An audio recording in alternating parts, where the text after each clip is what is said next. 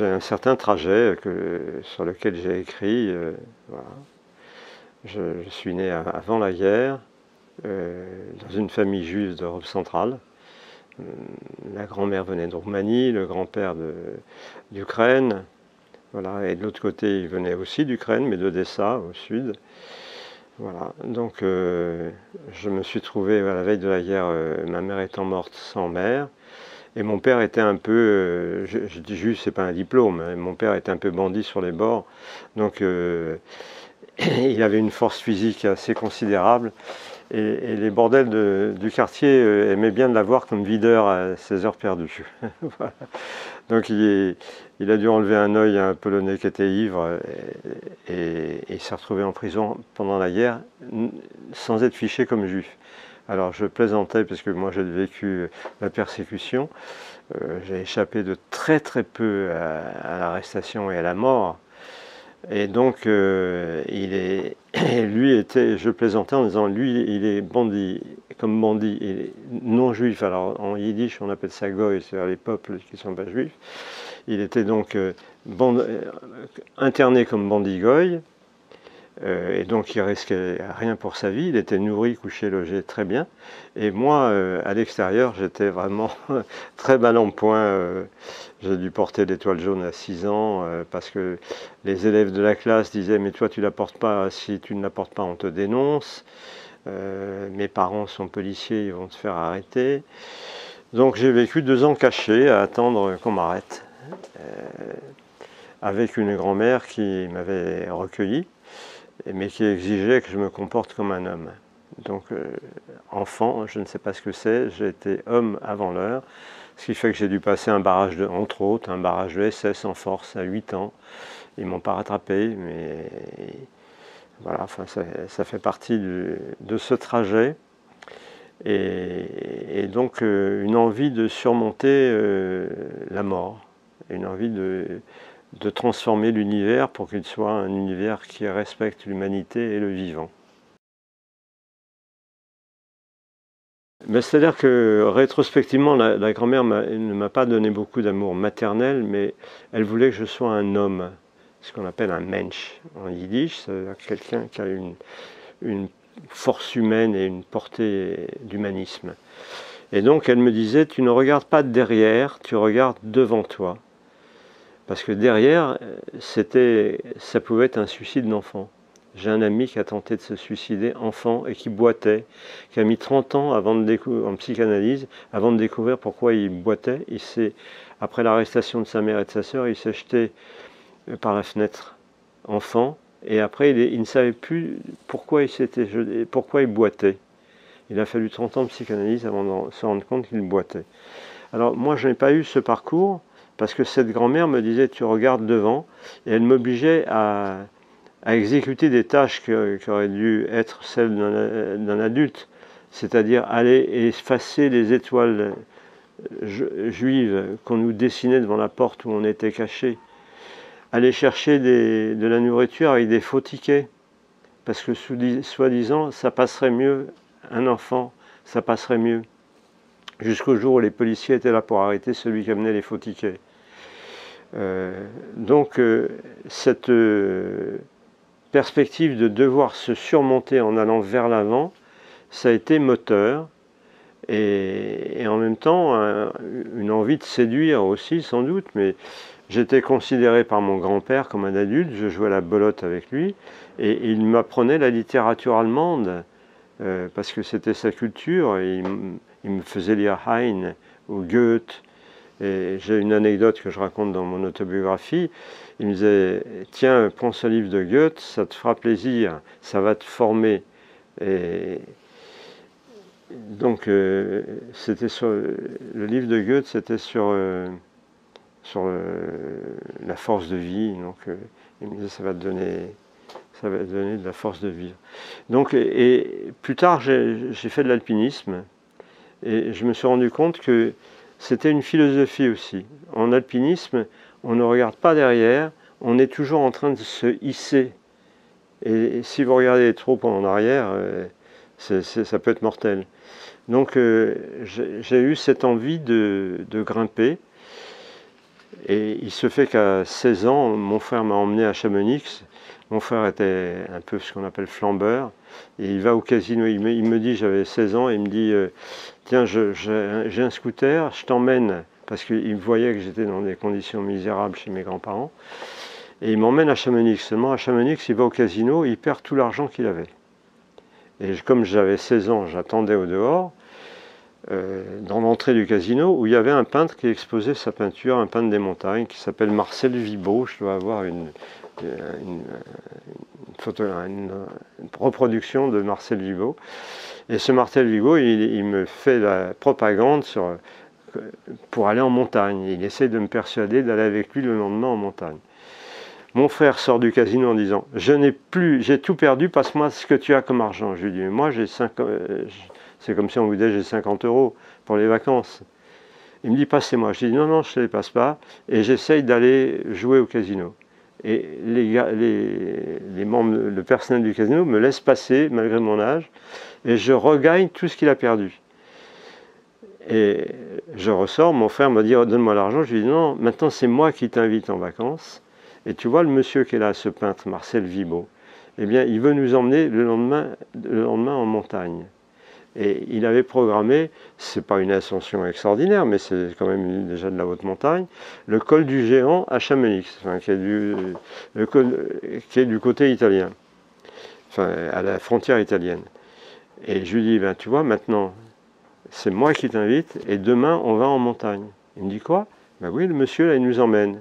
Seulement, le monsieur, il était très gentil, c'était un mystique, et à un moment donné, au-dessus des nuages, à 3000 mètres d'altitude, et il se met à pleurer de joie. C'est merveilleux, la nature. Je ne me souviens pas s'il était croyant ou non, mais et je lui dis, mais on ne va pas rester là, sur le glacier. Et il ne savait pas quoi répondre. Il me dit, ben, le refuge, il est là-haut, le refuge Torino. Et j'ai eu 16 ans, j'ai été seul au refuge Torino, sauter des crevasses, seul, sans assurance. Et quand je suis arrivé, c'était la nuit au refuge de Torino, ils ont envoyé des cordées de secours pour aller chercher mon frère et le peintre. Voilà, c'est ma première expérience de montagne.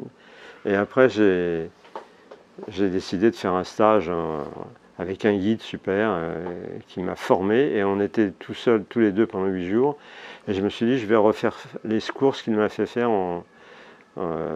avec mon fils, mon grand-fils, parce que j'ai eu plusieurs enfants. Et donc, j'ai été en mesure de grimper comme un guide sur du niveau difficile à Chamonix. Donc, c'est une passion qui ne m'a pas quitté. Et j'ai en mémoire, dernièrement, avec un ami guide, j'ai dû faire les 8 du Midi, la voie Rebuffa, et j'avais 75 ans à l'époque. Et il a meuté tout le monde au téléphérique. Regardez le monsieur, il a 75 ans, il vient de faire la Rebuffa.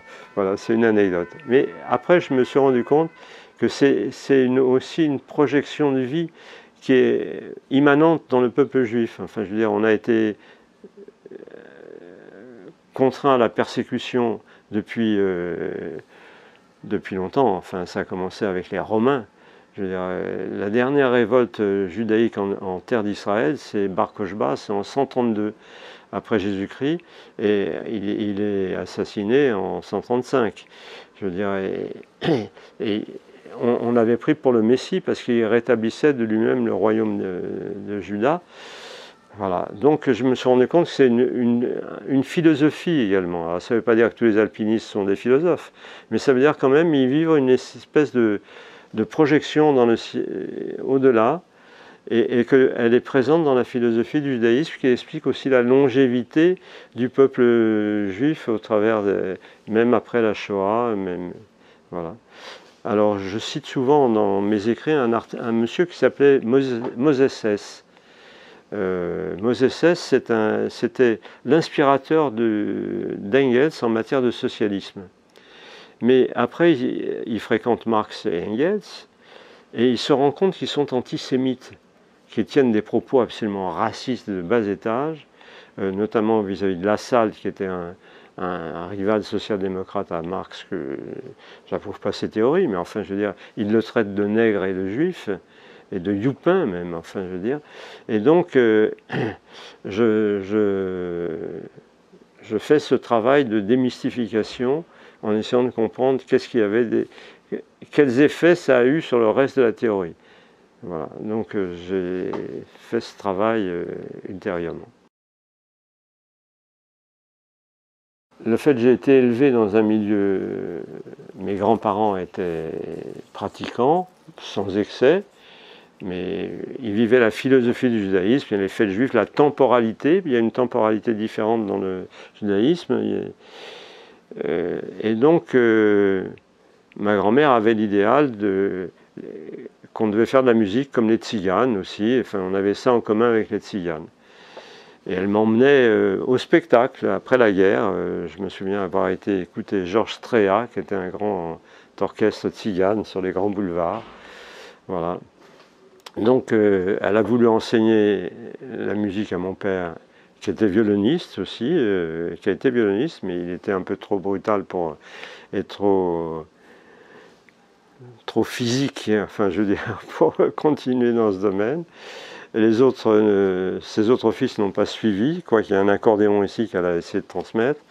Là, j'ai un violon d'un cousin à moi qui a été déporté de Tulle, qui a été pris comme otage à Tulle et qui a fait partie qui est mort à Auschwitz, ou à Dachau, je crois. Et donc, j'ai eu cette nostalgie de la musique. Enfin, j'ai vécu la fin de la guerre comme le yiddish a été une langue assassinée, c'est pas une langue qui est morte de soi. Il y a eu de grands écrivains yiddish, il y a une littérature yiddish. Et donc, j'ai eu un redressement fiscal, parce que je suis aussi chirurgien dentiste, et j'ai eu un redressement fiscal pour une bêtise comptable qui m'a tué, physiquement, enfin financièrement surtout.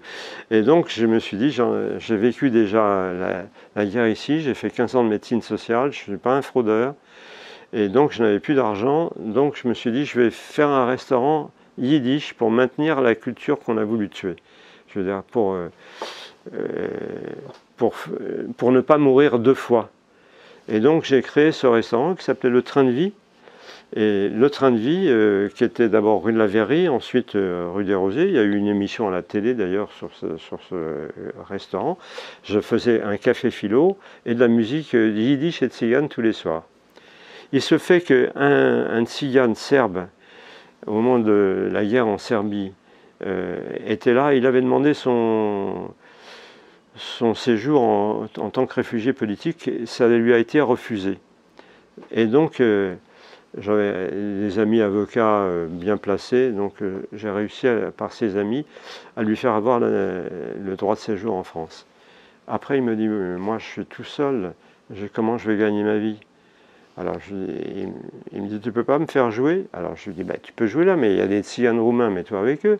Il me dit, ah non, les tziganes, on ne se met pas avec les roumains, les tziganes serbes, on ne se met pas avec les tziganes roumains. Bon. Il me dit, t'as qu'à chanter. Alors comme j'avais une voix, parce que quand j'ai passé ce qu'on appelle ma bar mitzvah à la synagogue, on avait repéré que j'avais une voix de chantre, il m'a dit, allez, je t'accompagne. Et c'est comme ça que je me suis mis à chanter, donc c'est en 2001, je crois. Et donc je donne périodiquement des concerts, j'ai fait des tournées en Italie, voilà. Alors j'ai joué avec des groupes klezmer, et puis j'ai joué avec les tziganes beaucoup aussi. Ben je crois qu'il faut toujours être en projet. Je veux dire, l'humanité mais pas un projet pour l'avoir, le projet pour l'être. Je veux dire, on est dans un système où qui est fondé sur le salariat, sur la marchandisation du travail, et sur le gain, l'appât du gain. Je veux dire, et je veux dire, un projet, ça se fait seul, mais ça se fait aussi avec les autres. Je veux dire, dans le partage. Et pas dans la religion de l'avoir, mais dans la religion de l'être. Je crois que c'est ça qui est important. Je prends le problème de la retraite. Les gens parlent de retraite. Moi, je dis, qu'est-ce que ça veut dire, retraite? Je veux dire, dans la logique du salariat, on réclame pour en avoir toujours plus. Ce qui fait avancer le système, contrairement à ce qu'on croit. La revendication dans le cadre du capitalisme, ça fait avancer le système qui va se chercher des main-d'œuvre moins chères ou fabriquer à l'étranger. Je veux dire, et donc, on est dans cette projection, travailler le moins possible et le moins longtemps possible. Et je trouve qu'il faut avoir des activités humaines, pas des activités pour l'activité, mais des activités pour la communauté humaine. Il faut le vivre. Rien ne m'énerve de plus que de voir des gens avec un gros ventre, des hommes avec un gros ventre, ou des femmes complètement ratatinées, en attendant quoi? En attendant la mort. Moi je sais que j'ai un certain âge où la mort va venir. J'ai fait l'enterrement, j'ai fait de la musique avant-hier pour une personne qui avait connu le train de vie, qui m'a dit que c'était une révélation, et qui m'a demandé de venir accompagner sa mise au cercueil. Donc j'étais avec un orchestre, faire ça, c'était son message. Je veux qu'on m'accompagne en musique, parce que je crois qu'il y a l'univers des âmes, qui est au cœur du judaïsme aussi. Il y a en face de moi un livre, Le sexe des âmes, je dirais ce dont je vous ai parlé tout à l'heure. Et donc, je crois qu'il faut toujours être en projet, pas forcément seul, mais en projet aussi collectif et communautaire. Et donc, personnellement, j'ai lancé un mouvement qui s'appelle le kibbutz urbain, parce qu'en Israël, il y a des kibbutz qui ne fonctionnent pas de façon selon l'économie salariale. Les gens travaillent pour la communauté, et donc ce n'est pas le chacun pour soi, c'est le travail pour la communauté, d'une part. Et d'autre part, donc il y a eu une crise des kibbutz en Israël, et il y a des gens qui ont été faire des kibbutz en ville. On n'est pas obligé de tout partager, mais on partage un peu. Et on partage la culture, on essaie d'avancer dans l'élévation culturelle. Et à ce moment-là, on s'aperçoit qu'il y a des thématiques qui sont plus progressistes et humanistes que d'autres. Tout à l'heure, on parlait de Bouddha. Oui, pourquoi pas? Je veux dire, alors que, je veux dire, le catholicisme a engendré l'Inquisition et la contre-réforme, le massacre de la Saint-Barthélemy à l'égard des protestants. L'islam, n'en parlons pas, c'est aussi des massacres perpétuels. Je veux dire, il y a des philosophies qui ont essayé de penser la vie spirituelle d'une autre façon et dans le projet. Il y a des gens qui m'ont aidé. J'ai fini d'en vouloir à ma grand-mère qui était un peu autoritaire, mais qui en même temps avait le vœu que je devienne à visage humain, malgré tout ce qu'on a vécu. Donc ça. Il y a un monsieur, on n'en parle pas souvent, c'était un écrivain qui était professeur au lycée. J'étais au lycée qu'en première, moi, parce que j'étais enfant d'un quartier pauvre, on allait aux cours complémentaires. Cours complémentaires, on devait aussi apprendre un métier manuel. Donc j'ai travaillé le fer, il y a des objets que j'ai dû faire ici, et j'étais en mesure de faire des mezzanines moi-même. Quoi qu'étant chirurgien dentiste, qui est aussi un travail de main, parce que mon grand-père me disait, donc hommage à mon grand-père, il faut toujours avoir un métier de tête et un métier de main. Donc j'ai essayé de respecter cette règle. Et je voulais aussi évoquer ce monsieur qui était Schneider, attendez, j'essaye de retrouver son prénom, Marcel Schneider, qui était un écrivain qui était prof au lycée Charlemagne et qui m'a fait toute la place, en reconnaissant que j'avais sûrement quelque chose à dire ou à écrire. Et il a écrit des romans passionnants, tout en étant d'une autre culture. Donc il m'a donné espoir de pouvoir me projeter, d'écrire et d'avoir quelque chose à transmettre. Et ça, c'était au lycée en première.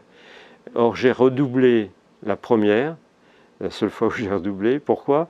Parce que mon devoir a été jugé trop personnel. Et donc, quand il m'a vu revenir dans la classe, il m'a dit « Ah, mais c'est de l'amour !» Comme il était sans doute de tendance au mot, il y avait une signification, il y avait de l'humour là-dessus. Et donc, il m'a beaucoup apporté aussi dans la foi en la littérature, la bonne littérature. Voilà, donc il s'appelle Marcel Schneider. Une femme qui est exposée ici, qui était l'ex-femme de Jacques Lanzmann, Riva Boren, qui m'a aussi soutenu, voilà, dans mon projet. Et puis des amis en Afrique, malheureusement décédés, Paul Anaki. quand j'avais l'âge adulte, à la sortie des études dentaires, j'étais révolté par la guerre d'Algérie. Mais pas, je comprenais très bien qu'il y avait un problème qui était lié non seulement au colonialisme, mais aussi à la révolte d'une population qui n'était pas reconnue. Il y avait une contradiction. On disait que l'Algérie était française, mais en même temps, on ne donnait pas la nationalité aux Algériens. Il y avait donc un problème qui aurait pu être résolu différemment. Mais ce qui m'avait choqué, c'est la torture pratiquée par une partie de l'armée française. Alors, je sais que de l'autre côté, FLN, il y avait aussi de la torture. Ce n'est pas une raison. Je veux dire, à mon sens, il faut être fidèle à soi-même et pas dépendant du climat sociétal. Et donc, j'étais révolté contre ça. Et on était un groupe de jeunes juifs survivants de la guerre à ne pas accepter ça. Et je sentais que quelque part, il y avait quelque chose de culturel, je veux dire, y compris dans la société française.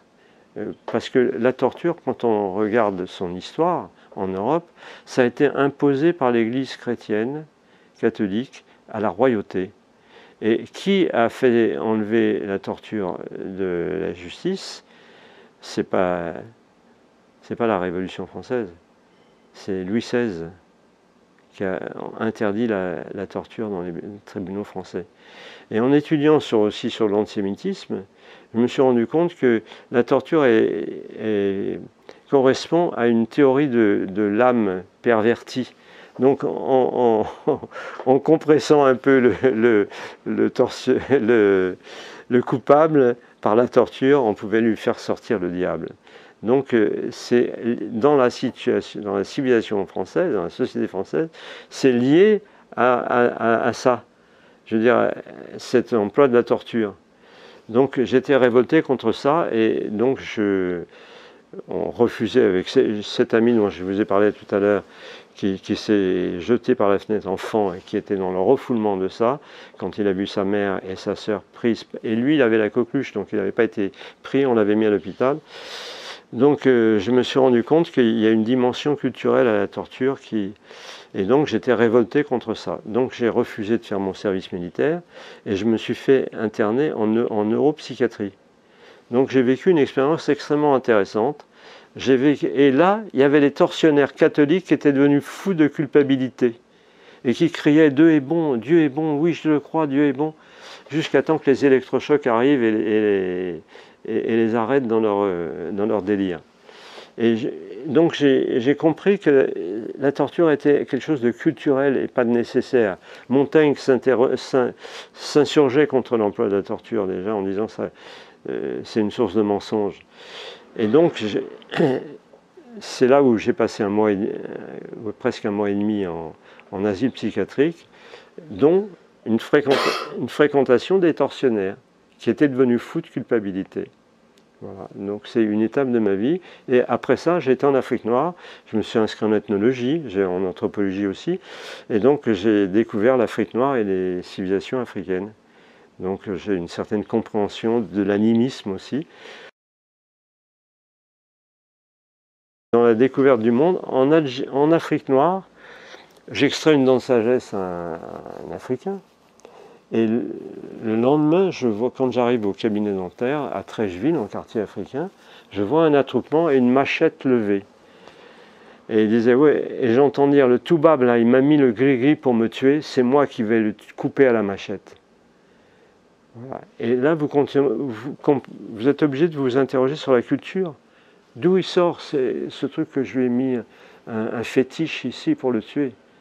Je veux dire, et quand j'étais en Afrique, après cette partie d'Afrique, il y a eu le complot du chat noir, où Houphouët-Boigny accusait ses ennemis politiques d'avoir mis un chat noir avec son portrait dans sa cave pour le tuer par le fétiche.